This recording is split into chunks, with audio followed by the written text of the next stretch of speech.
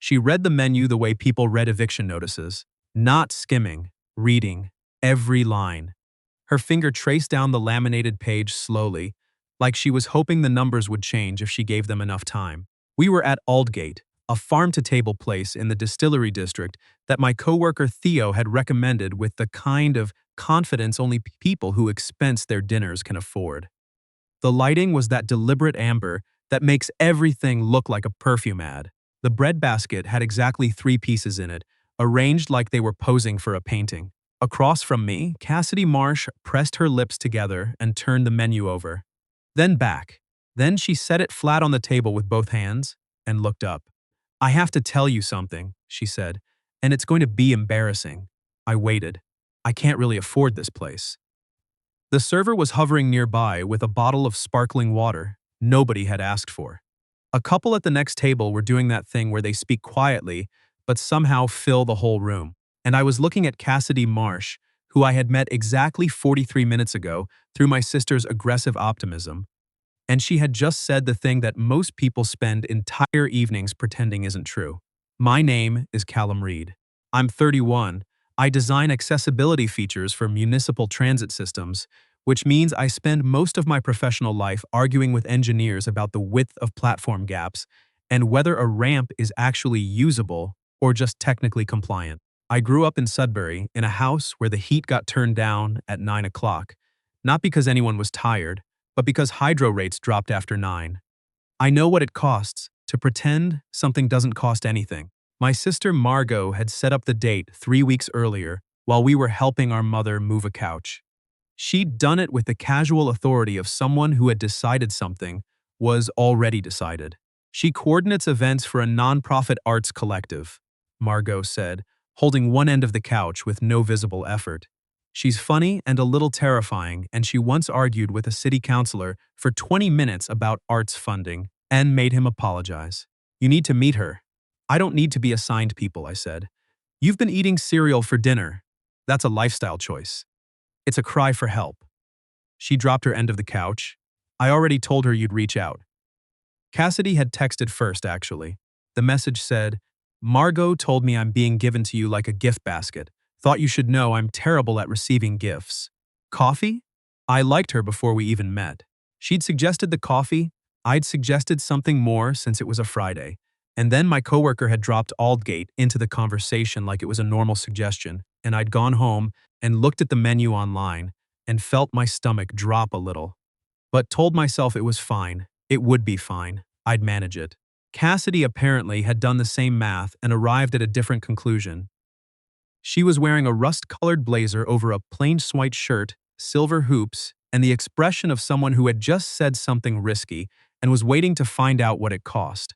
Her hair was dark and a little windswept from the walk, and her eyes were dark brown and direct in a way that made me feel like she was already deciding something about me based on what I said next.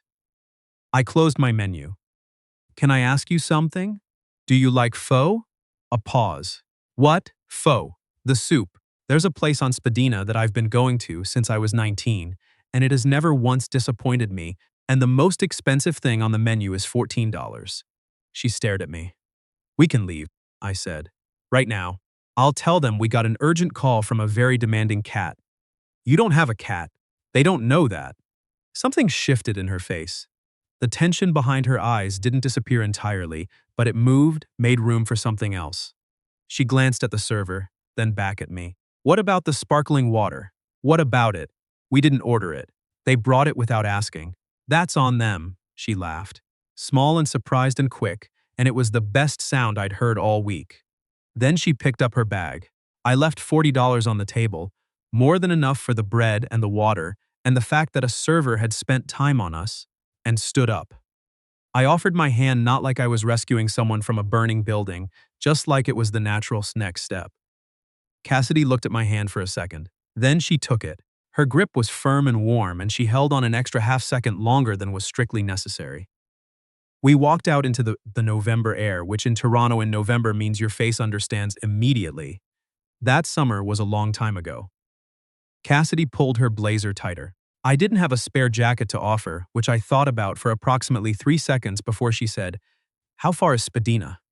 20 minutes on foot or 10 on the streetcar. Let's walk. So we walked. Past the cobblestones and the Christmas lights. They'd already started stringing up. Past a couple taking golf in front of a mural. Past a man selling roasted chestnuts from a cart that smelled like every good memory of being cold outside. My mother used to count out loonies before we went to the grocery store, Cassidy said, not looking at me, looking at the street. She'd do it in the car. Thought I didn't notice.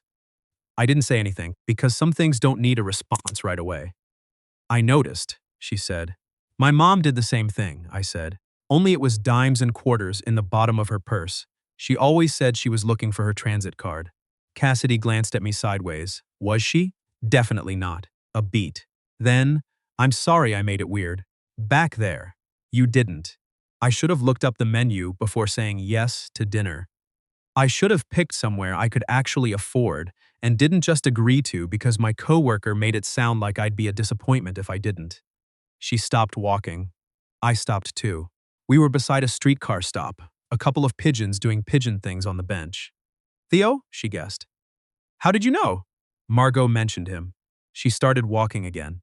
She said he has the financial instincts of someone who has never once checked a bank balance before making a decision. That's medically accurate. We made it to the faux place. Nguyen's, which is a bad name for SEO purposes, but the broth has been simmering since before I was born, allegedly, and I believe it, and took a table in the back near the window that looks out onto a dim alley and a single sad tree. Cassidy ordered the large with extra basil. I ordered the same.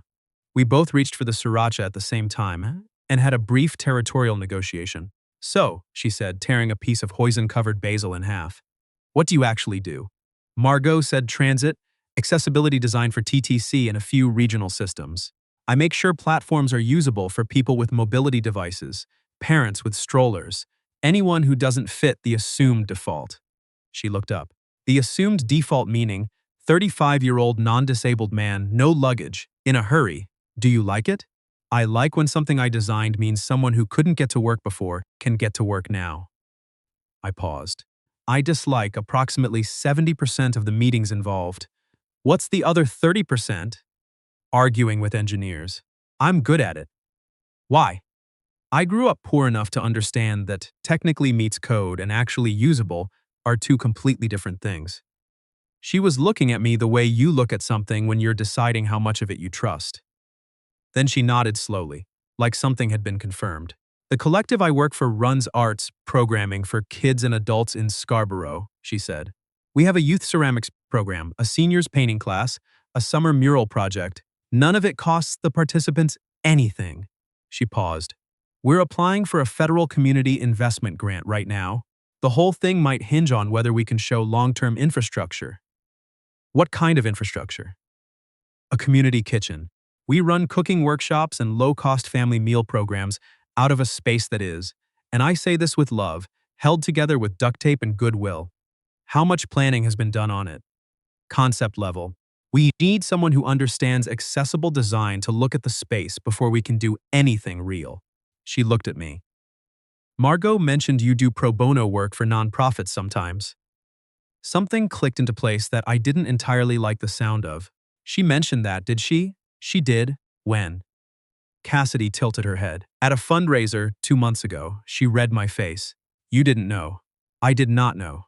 The foe arrived. We were both quiet for a moment, attending to the broth the way it deserved. I want to be clear about something, Cassidy said eventually. I didn't come tonight because of the kitchen. I believe you. I came because Margot said you were the kind of person who checks whether a ramp actually works, instead of just assuming it does, and that seemed like something worth meeting. She picked up a basil leaf. The kitchen is a thing she mentioned once, and I hadn't decided whether to bring it up at all. But you did, because you asked what the infrastructure challenge was. She looked at me levelly. I answered the question you asked. That was fair. I thought about it. I'm not upset, I said.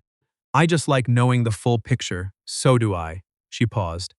Is the full picture a problem? No, I said. But I'd want to help because the project matters. Not because someone arranged for me to feel obligated to. Those are very different things. Yes, she nodded. I agree. We were quiet again for a minute. Outside, the alley tree shook in a gust of wind and the single light above it flickered. My dad lost his job when I was 16, I said. We had about 4 months where it was genuinely not clear how things were going to work out. He went back to school at 43, finished his electrician's certification at 46. I looked at the window. He's retired now, but I spent a long time noticing which spaces were designed for people who never had to count anything. Cassidy didn't say I'm sorry, which I appreciated. She said, "Is that why you got into transit accessibility?" "It's why I stayed in it," I said. "Got into it because I needed a job and someone took a chance on me." She smiled at that, small and real, and not performing anything. Then her phone buzzed on the table. She glanced at it. The color in her face shifted so subtly I almost missed it, but I'd been watching her face for an hour by then, and I'd learned its weather patterns. She turned the phone over without unlocking it, set it face down. "Sorry," she said. "Where were we?" "You don't have to apologize." "I know. Habit." She picked up her spoon. Her phone buzzed again. This time she didn't move. She just looked at it, then at me, with an expression that said she'd been hoping that wouldn't happen. "Is everything okay?" "It will be." She picked up the phone, glanced at the screen, and set it back down.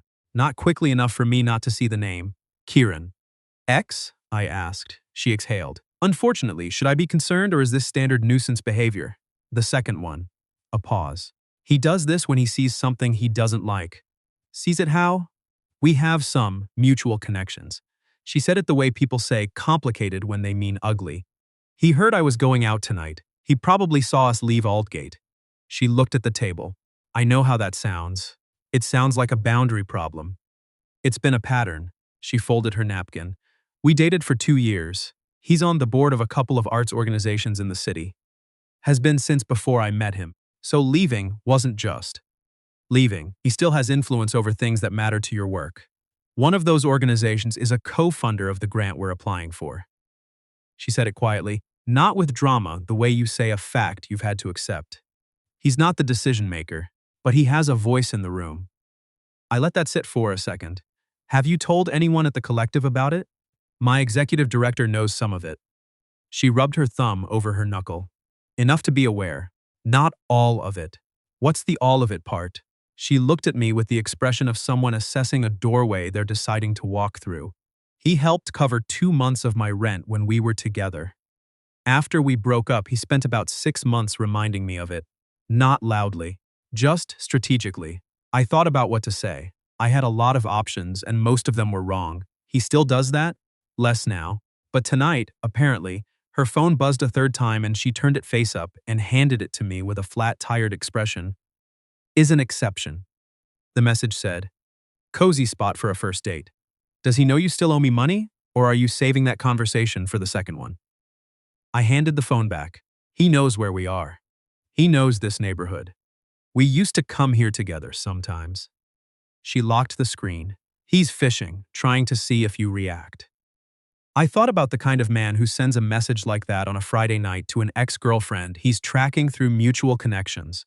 I thought about what it meant that she'd sat with this the whole evening and still managed to make me feel like the night had a chance.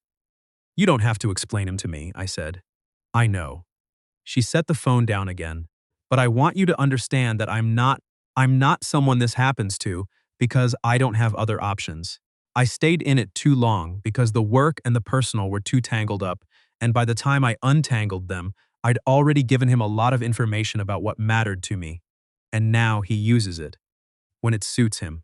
She looked at me steadily. "I'm telling you this because you're going to find out one way or another. Margot knows most of it, and I'd rather you hear it from me." I thought about my mother counting coins she called a transit card.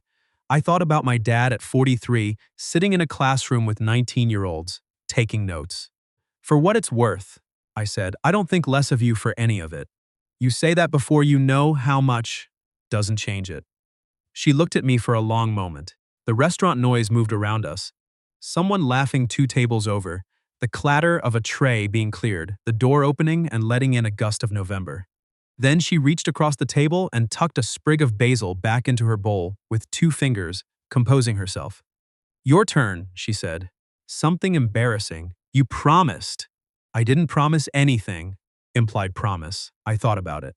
I once wrote a 16-page report arguing for a specific platform gap width and realized in the middle of the presentation that I'd been using the wrong unit of measurement the entire time. Cassidy pressed her hand over her mouth. What unit? I'd been doing it in feet. The standard is millimeters. She started laughing. Properly. The kind of laugh that has no performance in it. What did you do? I stopped mid-sentence, said, I need to recalculate everything, and sat down. That's it? The project manager cried a little. Not at me. Just in general. Callum, it was a very stressful meeting. She was still laughing when her phone lit up again. This time, she didn't even look at it. She just turned it face down and left it. Can I ask you something? She said. Yeah. Did Margot tell you about the kitchen project before tonight? Be honest. She did not. I held up a hand. I found out approximately 30 minutes before you told me, in the sense that I heard kitchen and nonprofit at the same time your face did. Cassidy considered this. Okay, I believe you. She picked up her chopsticks. I'm not sure what to do about Margot yet, but I believe you. She means well. So does everyone who makes a decision about your life without asking you. That landed. Fair. She looked at me sideways. I'm not mad at her. What are you? Tired, she said, of having to figure out which part of a good thing is real and which part someone engineered. I understand that better than you might think. She waited. I told her about the consulting contract I'd taken at 27, a major infrastructure firm, more money than I'd ever seen, and then 3 months in my senior partner had introduced me to a potential client by saying, without asking me, that I had lived experience with underfunded transit systems and brought a blue-collar perspective to accessibility design. He'd said it like it was a feature. Like my background was a product he owned. I finished the contract, I said. Didn't renew. Did he know what he'd done? He thought he was helping. They always do. She said it without bitterness, just acknowledgement. Does it still bother you? Less, I said. But I notice when someone tries to use something real about me as a door they hold open for themselves. She nodded slowly. Then she said, I noticed that too. Which is why I didn't lead with the kitchen. I know. And I'm still deciding whether the kitchen is even something I want to bring you into. That's yours to decide. Yes, she said, it is. The place had started to empty out a little, the late dinner crowd thinning. The basil was gone, the broth mostly finished. The sad alley tree had stopped moving.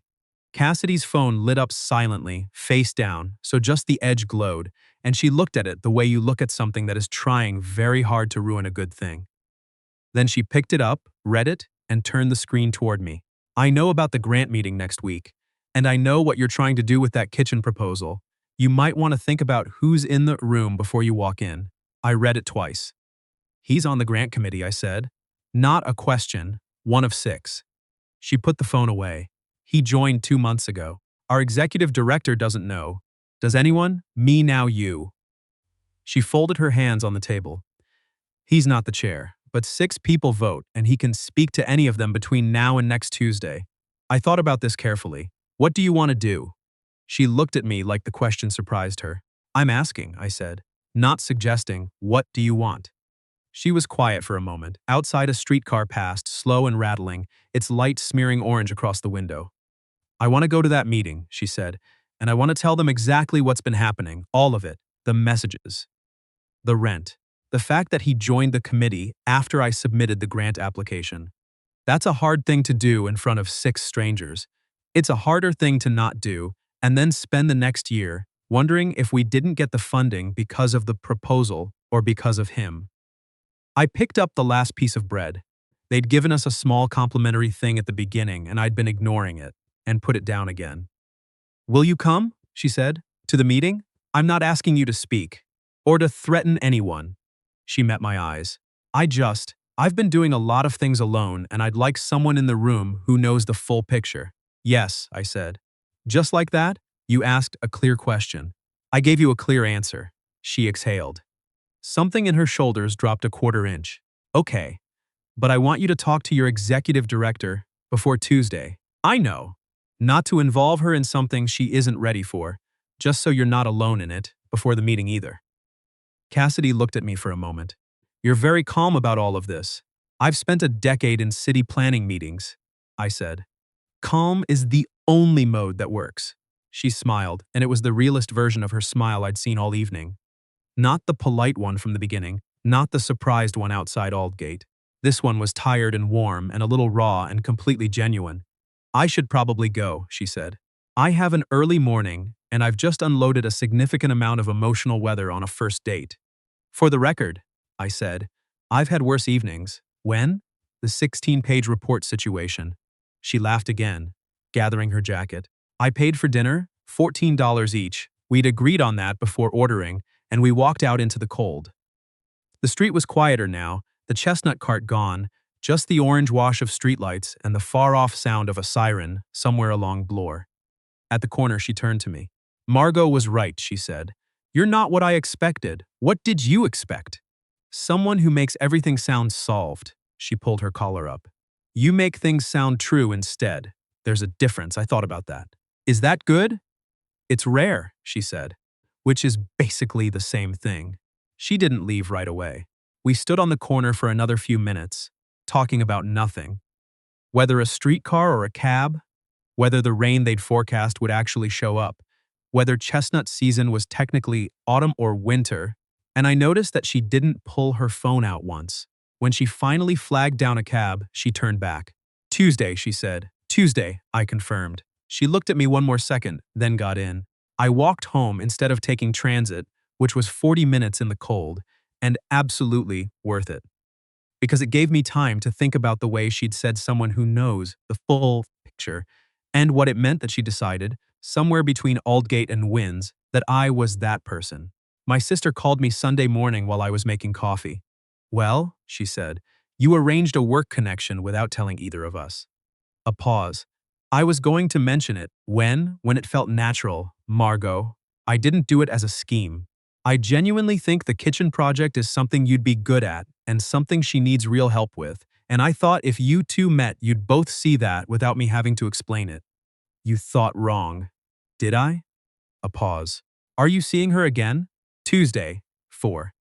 A grant committee meeting where her ex-boyfriend, who is apparently on the committee, has been using his position to pressure her. Silence. You're going to the meeting, Margot said carefully. She asked me to. A longer silence. Then, I didn't know about Kieran, that he was on the committee. I knew about the history, but not that. I know, Callum, I'm sorry, I set this up because I thought you'd be good for each other, not because I thought it would make her life more complicated. I looked out the window at the gray November sky. I believe you. She's going to be okay? Yeah, I said. She's tougher than she looks. She's very tough. I know. Do you like her? I just met her, Callum. I drank my coffee. Yes. The grant committee met in a boardroom on the 4th floor of a building in Scarborough that smelled like carpet cleaner and institutional ambition. There were 6 people around the table. Cassidy sat across from them with her executive director, a woman named Bernadette, who had the energy of someone who had been in every difficult meeting and won most of them. Kieran Voss sat at the far end in a jacket that cost more than my monthly transit pass. When Cassidy walked in, he smiled in the way people smile when they think they have more information than you do.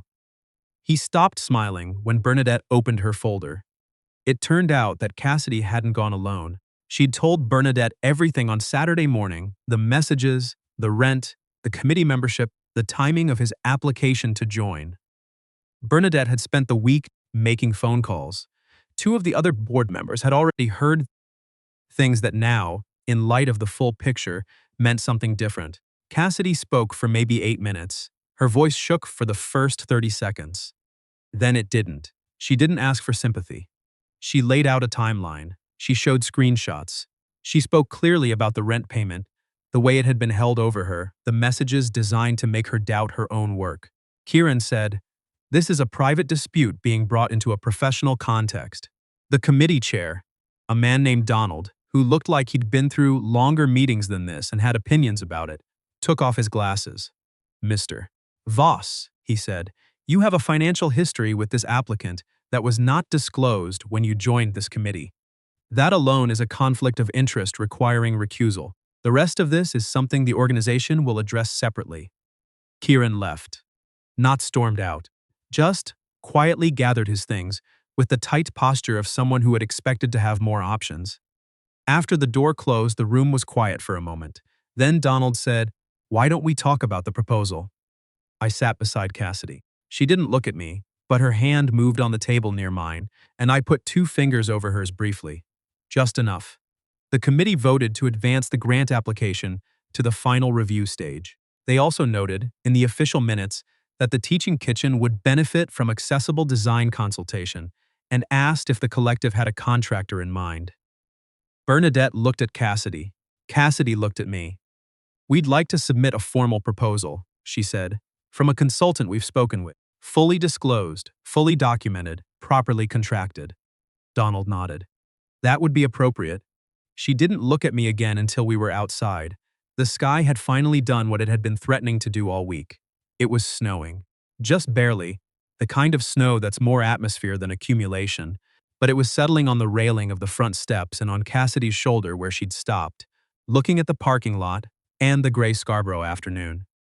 "You okay?" I asked. She thought about it. Actually thought about it, which I appreciated. I think I'm relieved," she said, "and also a little, I don't know, empty. Like I've been carrying something heavy for so long that now I've put it down and I don't know what to do with my hands." I stood beside her. The snow kept coming. "My dad cried the day he passed his certification exam," I said. "He called me from the exam center parking lot. He was 53 by then. It had taken longer than expected. There had been some setbacks. He just sat in the car and cried for about 5 minutes." I looked at the sky. "Then he called my mom, and she cried. And then he drove home and we ordered pizza, and nobody talked about any of it for the rest of the night." Cassidy was quiet. "Sometimes things that take too long to finish are the ones you need a minute before you can celebrate," I said. She turned and looked at me. The snow was in her hair now, the kind of detail that in a movie would mean something but in real life just means you're both standing outside in November in Canada because you forgot to go inside. "Thank you for coming," she said. "You asked?" "I know." She looked at me steadily. "I don't usually ask. I know." She stepped a little closer. "Not dramatically, just the small shift that changes what kind of conversation you're having. There's a place 3 blocks from here," she said, "that does really good roti. If you want, I want, it's not fancy. Perfect." We walked 3 blocks through the light snow, shoulders close, and I thought about something she'd said on Friday, that she was tired of figuring out which part of a good thing was real. I didn't have a solution for that. There wasn't one. You just kept going and found out. The roti place was small and warm and had a handwritten menu and a television in the corner, playing cricket at low volume. We sat at the counter. She ordered like she'd been here before, which she had. Turned out this was 3 blocks from the collective space. She'd eaten here twice a week for 2 years. "You should have suggested this for our first date," I said. "I didn't know you well enough to share it. And now?" She broke off a piece of roti and handed it to me. "Now I do," she said simply. By February, I'd submitted the design proposal for the teaching kitchen. Cassidy and I had been to every decent roti place in Scarborough by then, which was her idea of dating and honestly mine, too. She alphabetized the spice drawer in my apartment one night when she was anxious about a budget meeting, and when I pointed it out, she said the paprika had been in the wrong place for years, and I had to admit she was probably right. The grant came through in March. The collective threw a small party in the space that would become the kitchen. There was a folding table with supermarket cake and sparkling apple juice in plastic cups, and the wall still had the old pipes showing, and everything smelled like drywall and potential. Bernadette made a speech. The ceramics kids ran around unsupervised for 8 minutes before anyone noticed. Cassidy stood beside me while Bernadette talked, and at some point her hand found mine, the same way it had at the counter of a roti place in February, the same way it had in a boardroom when she'd needed 2 fingers and not a rescue. "She's taking credit for the accessible design elements," Cassidy said quietly, watching Bernadette gesture at a wall. "She should," I said. "She's the one who insisted they be included in the original scope." Cassidy tilted her head. "She didn't know to insist until you told her why they mattered. Still counts." "You're very generous about credit." "I'm a city transit consultant," I said. "Most of my work happens in places people only notice when they fail. I've made my peace with invisible." Cassidy turned to look at me. "You're not invisible to me." I looked at her. Snow was gone now. Spring light coming through the windows that weren't finished yet, and she was looking at me like she had on the corner of Spadina in November, like she was deciding how much of something was real. I squeezed her hand once. She squeezed back. That was enough. It was more than enough. It was the kind of thing that doesn't look like anything from the outside and means everything from where you're standing. Kieran had resigned from the co-funder board quietly in January, something about redirecting his philanthropic focus. Nobody at the collective mentioned it, and nobody needed to. Some things resolve not with confrontation but with witnesses, enough of them in enough rooms, until the person doing the harm runs out of space to do it in.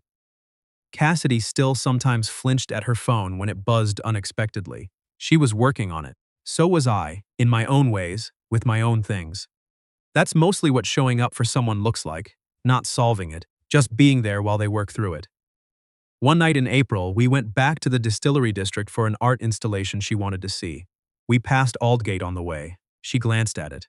I glanced at her. "Want to go in?" I said. She looked at the menu in the window. "Still no prices?" And then at me. "Not even slightly," she said. "Thank God."